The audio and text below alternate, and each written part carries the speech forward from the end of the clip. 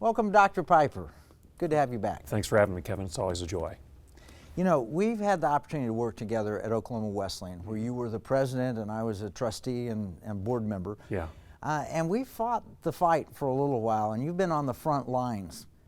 But now you're a movie star. Aren't you out in this new movie, Adam Carolla and Dennis Prager film called No Safe Spaces? Yeah, if you blink, you might miss my part or my role in the movie. But yes, I am one of those individuals, one of the academics that they interviewed. Frankly, I'm one of the few academics that they interviewed for the show. It features Adam Carolla, Dennis Prager, Ben Shapiro, right, and a variety of other comedians and whatnot. Bill Maher, Van Jones.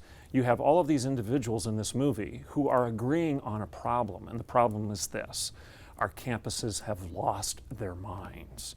The bastion of free speech has become a bulwark of ideological fascism, and these guys all are agreeing, in spite of the fact that many are atheists, some are not necessarily conservative politically, they're agreeing with the conservative Christians such as me, and that is we have a real problem, and it starts on our campuses. Well, there's no doubt there's a problem on most of the campuses, and you're doing a great job pointing that out in your Washington Times column.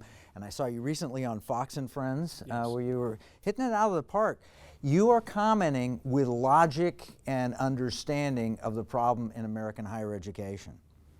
So let's start with the fact that our educational system overall has devolved from taking people to moral truth to what I think is kind of moral bankruptcy. Absolutely. You started out the show by talking about Harvard's initial charter. Yale, at the exact same time, just a handful of years later, said this in its mission statement: to lay Christ at the bottom as the foundation of all learning.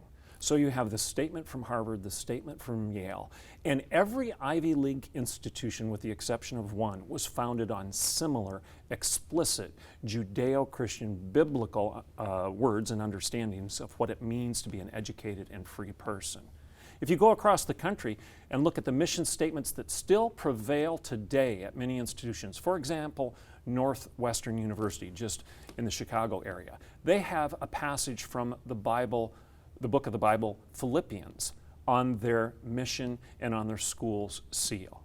Now, they probably don't know what it means, but it's still there. Whatever is true, whatever is noble, okay? We likewise go out to the West Coast, and the University of California system talks about fiat lux. What does that mean?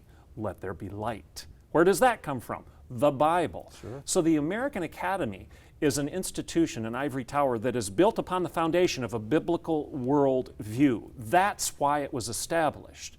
It was established in the model of, let's go back to Oxford 1,000 years ago, which was established as a liberal arts institution. Why the word liberal? Not because of the progressive movement of our day, but because of liberty and freedom. It was an institution built upon the idea that we should teach people how to be free. We should teach people how to be a free nation, a free culture, a free country, and a free church, a free individual, a free man, and a free woman.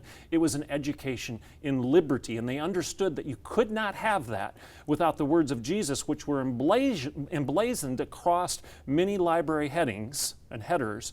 You shall know the truth, and the truth shall set you free. That was the context of freedom. So the university system, the higher education, the education system in general was teaching this truth, and it led to the greatest ascent of prosperity in the history of mankind. So we saw, all the way up through into the 20th century, we saw education leading moral people and economic prosperity and growth.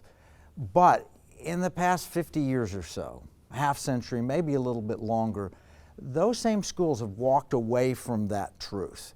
Now, I think it was interesting, we were talking earlier, Harvard actually held to Christian principles well into the 20th century. But they've walked away from it. There's no question about that. And at the same time, we've seen our nation devolve morally also.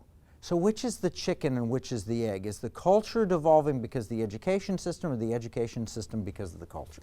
Well, that's an interesting catch-22 question. Let's quote Abraham Lincoln. What is taught today in the classroom will be practiced tomorrow in the culture. Abraham Lincoln. Wow. Let's quote Hitler.